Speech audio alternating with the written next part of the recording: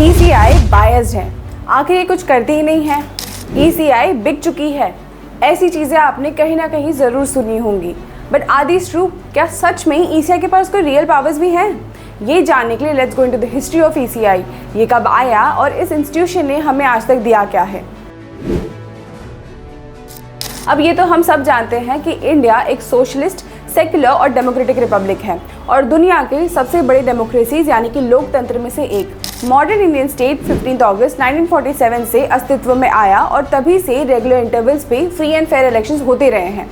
भारत के संविधान यानी कि कॉन्स्टिट्यूशन ने इलेक्शन कमीशन को ये अधिकार दिया है कि वो पूरे चुनाव प्रक्रिया की सुपरिटेंडेंस एंड डायरेक्शन को कंट्रोल करे, जो पार्लियामेंट और हर स्टेट के लेजिस्लेचर के इलेक्शंस के लिए होता है। Not to forget, panchayat and municipalities के इलेक्शन में इनका रोल नहीं होता है एंड ये state election commission of India के अंडर आता है as provided in the constitution. Election commission of India एक परमानेंट बॉडी है और इस इंस्टीट्यूशन को कॉन्स्टिट्यूशन के अनुसार 25 जनवरी 1950 में स्थापित किया गया था।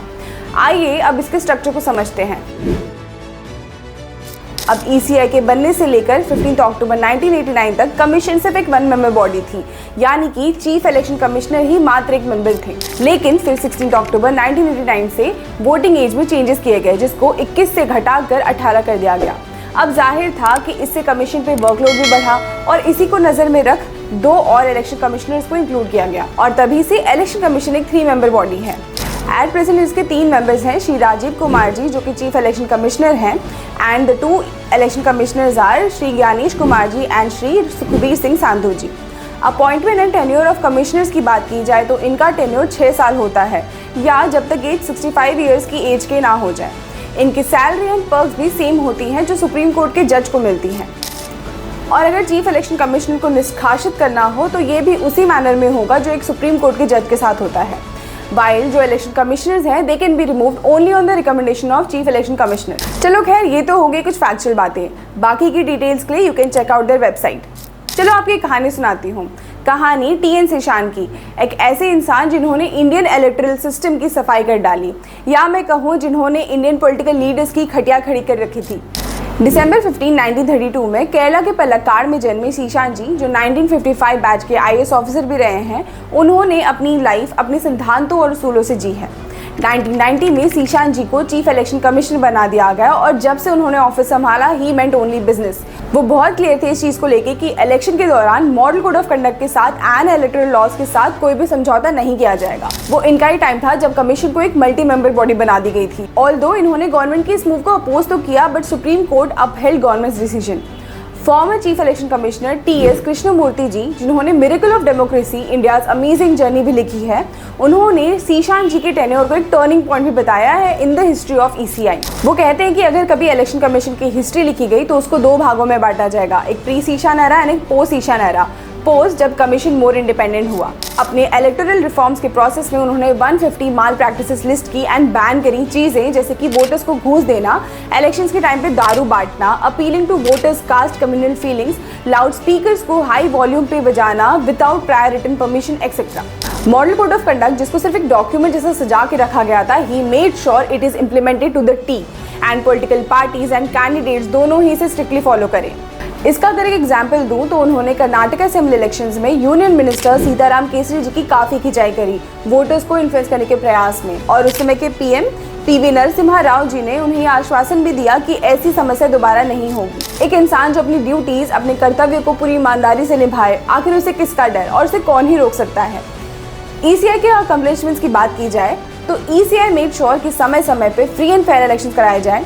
Conducting elections at such a huge pace, India जैसी बड़ी डेमोक्रेसी और इतने लोग को हैंडल करना कोई इजी काम नहीं है। अब 2019 की बात की जाए तो 900 मिलियन एलिजिबल वोटर्स को 9 फेजेस में और ऑलमोस्ट 39 डेज तक हैंडल करना कोई छोटी बात नहीं है। इंक्लूसिव पार्टिसिपेशन यानी कि कास्ट, फाइनेंशियल स्टेटस, इन सबसे परे हर एक एलिजिबल वोटर को वोटिंग प्रोसेस का पार्ट बनाना। Introduction of electronic voting machines, introduction of VVPAT, implementation of voter education programmes, introducing voter ID card जो शेषान जी के एरा में आया, implementation of model code of conduct etcetera. ECI ने खुद को टाइम्स के साथ रिलेवेंट रखने की बहुत कोशिश की है। मॉडल कोड ऑफ कंडक्ट की बात की जाए तो आपको ये तो पता होगा कि हमारे देश में जब इलेक्शंस अनाउंस किए जाते हैं तो मॉडल कोड ऑफ कंडक्ट भी लागू किया जाता है। ये कुछ रूल्स होती हैं जो पॉलिटिकल पार्टीज फॉलो करती हैं ताकि सबको एक लेवल प्लेइंग फील्ड मिल सके। ये रूल्स आप यहाँ पे भी देख सकते हैं और कोई उनका उल्लंघन थोड़ी कर सकता है। ये तो मैंने सोचा नहीं। अच्छा ठीक है, आई एम सॉरी। अब देखो, ये समझने की बात है कि मॉडल कोड ऑफ कंडक्ट कोई लीगल डॉक्यूमेंट तो है नहीं, और जब तक किसी चीज़ को लीगल बैकिंग ना मिले तो वो कहाँ एनफोर्सेबल होता है। वेल, क्या इसका मतलब है कि मॉडल कोड ऑफ कंडक्ट को लीगल बैकिंग देनी चाहिए? सी, अब वो तो पार्लियामेंट डिसाइड करेगी, which is a questionable topic. Well, तो किया क्या जा सकता है? सोचो सोचो। Media, of course. मीडिया, जिसको फोर्थ पिलर ऑफ डेमोक्रेसी भी कहा जाता है, plays a very fundamental role इन चीज़ों को एड्रेस करने में।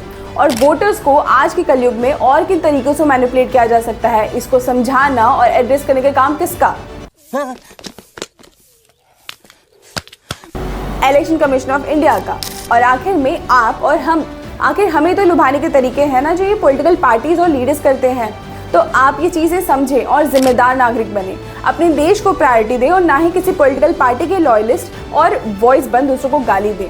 इस डायरेक्शन में सी विजिल ऐप एक बहुत अच्छा स्टेप है जो विजिलेंट सिटीजन्स को एक मौका देता है कि वो किसी भी मॉडल कोड ऑफ कंडक्ट की वायलेशंस को रिपोर्ट कर सके। ये कई बार देखा गया है कि governments from time to time बहुत कोशिशें करती रही हैं इस इंस्टीट्यूशन को इन्फ्लुएंस करने की, एंड बस ये कह देना कि इलेक्शन कमीशन एक इंडिपेंडेंट बॉडी है, ये काफ़ी नहीं। इंस्टेड सब्सटैंशियल चेंजेस लाना भी उतना ही इंपॉर्टेंट है ताकि इस कॉन्स्टिट्यूशन बॉडी को प्रोटेक्ट किया जा सके। और कमीशन को अपने तरीके नए सिर से सोचने पड़ेंगे ताकि लोकतंत्र की बुनियाद मजबूत बनी रहे। तो अगर आपको ये वीडियो पसंद आया हो तो लाइक करें, शेयर करें अपने दोस्तों के साथ, and follow and subscribe to my channel. धन्यवाद।